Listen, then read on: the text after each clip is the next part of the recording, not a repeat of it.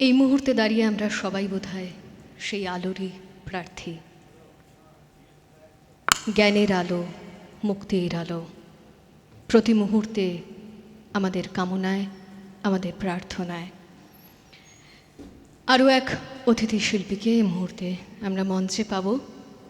ডেকে নিচ্ছি শ্রী প্রবণ পালন চট্টোপাধ্যায়কে। পেশায় ইঞ্জিনিয়ার হলেও নেশায় তিনি কবি, সাহিত্যিক, আবৃত্তিকার।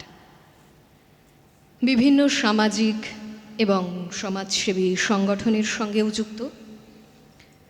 তার প্রকাশিত গ্রন্থাবলী প্রতিটি সাবেক সে ঘরে এবং সাম্প্রতিকতম মিলিয়ে মিশিয়ে এই মুহূর্তে দেবগান্ধারের নবম বার্ষিকী অনুষ্ঠানের মঞ্চে তাকে বরণ করে নেওয়া হলো পুষ্পস্তবক দিয়ে।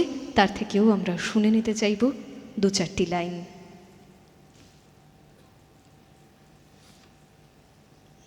এতক্ষণ তো সুবীরবাবুর এটা শুনলাম, খুব এক্সাইটেড।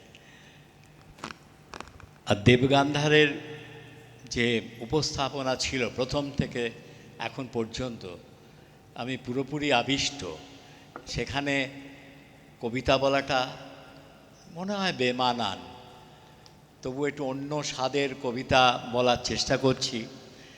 আর একটা আমি ইলেকট্রিশিয়ান দাদাকে বলছি, নক্ষত্রেরা অন্ধকারে উজ্জ্বল থাকে, আমাকে বাবা একটু আলোকিত করাই ভালো। আমি আলোতে আলোকিত হই, একটু আলো জ্বেলে দেবেন। হ্যাঁ, একটু না ওপর চতুর্দিকে যাতে আমায় দেখতে পায়। আমি দুটি কবিতা ছোট ছোট বলবো, 4 মিনিটেই শেষ করে দেবো, মনে হয় ভালো লাগবে। ব্যক্তিগত যাপন নিয়েই কিন্তু কবিতা। আমার প্রথম কবিতা মা, এটা ম্যাডাম লিলির অনুরোধে হচ্ছে। এমন একটা দিন ছিল যখন বৃষ্টি মানেই ছাদ দিয়ে জল পড়া, প্রতিটা দিন ছিল রেশনের হিসাবে ভাত রুটি মিলিয়ে খাওয়া। খাবারের পাতে আধখানা ডিম ফেলে মনে হতো যেন ভুরি ভোজ। 3 ভাই বোন এক তক্তাপোষে হারিকেনের আলোয় দুলে দুলে পড়া, কাঠ কুটো ঘুঁটে খোলামেলা কুয়োতলা, উঠোনের কোণে শ্যাওলা ইটের পাঁজা, জল ভর্তি একটি ড্রাম, তোমার বাসন মাজা। আজ ছিল প্রতিবেশীদের করুণা। বাবার যেদিন ছুটি থাকতো জুট মিলে, আমাদের সেদিন উৎসব। লুচি ভাজা হতো রান্নাঘরে, পাতা উনুন, কাঠের জারের উনুন, কত মজা। সেদিন আমরা পদ্য শিখতাম বাবার কাছে। এরই মধ্যে মা তোমার পুজো পাঠ, উপবাস, বিপত্তারিণী ব্রত, আলপনা ব্রত কথা, এবং শুধুমাত্র আমার জন্মদিনে পায়সান্ন শঙ্খধ্বনি। তাপ্পি দেওয়া সংসারে তবুও মা তোমার চোখ জুড়ে ছিল কত শান্তি তৃপ্তি। বৈশাখী ঝড় সামলানো মা পাখির মতো নিটোল সরোবর। এখন তোমার পা পড়ছে মসৃণ মেঝেতে অনায়াস ধীর লয়ে। এখন খোলামেলা কুয়োতলা নেই, কলের জল, বাথরুম, রান্নাঘরে এলপিজি সিলিন্ডার, হাত বাড়ালেই fridge, TV, ceiling fan, AC machine. ক্রমশ সরে গেছে হাত পাখা, কুলুঙ্গি, লম্ফ, আর জল নিয়ে হাহাকার।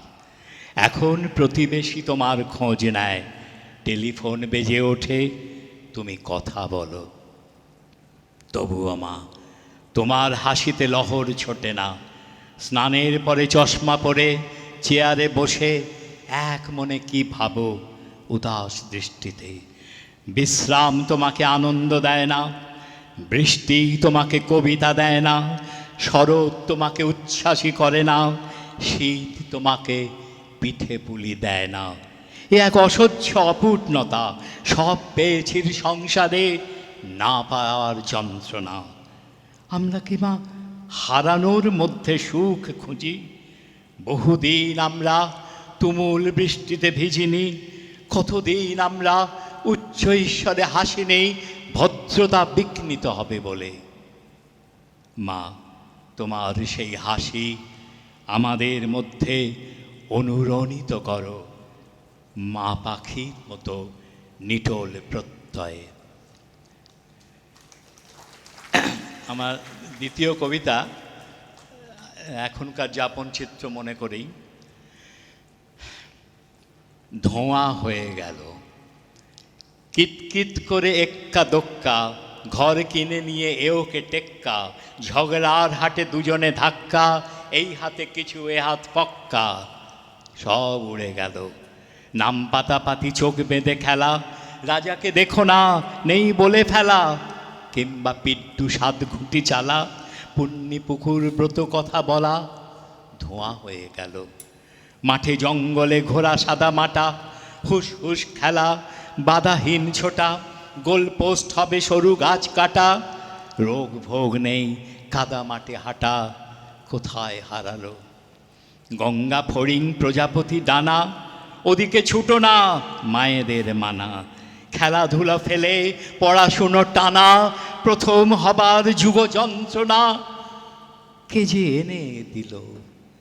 অন্য হাওয়া নতুন যুগের, ঠাকুমার ঝুলি হ্যারি পটারের, SMS খেলো প্রিয় চিঠিদের, দুক্কা দুক্কা বলা ছোটদের, টাটা বাই এলো।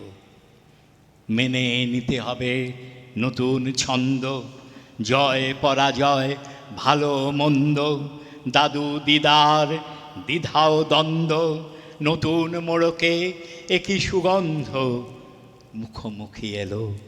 নমস্কার।